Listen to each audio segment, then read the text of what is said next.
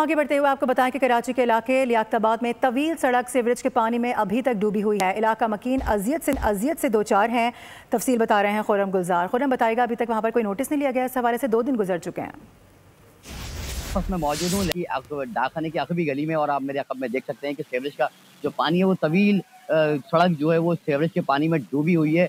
बताया जा रहा है 4 से 5 दिन गुजर गए हैं इलाके में सीवरेज के पानी की लाइनें डैमेज होने की वजह से ये सूरत हाल पैदा हुई है। 200 से ज्यादा मकानात हैं जिनके दरवाजे इन गलियों से इस रास्ते से निकलते हैं, लेकिन वो मफलूज हो चुके हैं, अपने घरों में महसूर हैं।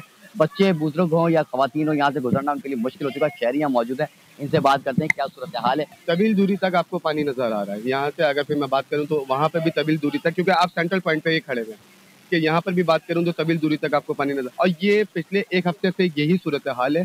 और इसमें कई बच्चे गिरे हैं इस पानी में, और इसके अलावा मच्छर ठीक ठाक हो रहे हैं।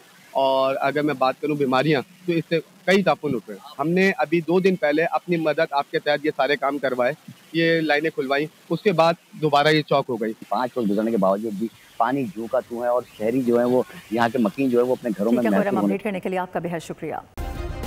सब्सक्राइब करें और बेल दबाएं ताकि कोई खबर रह न जाए।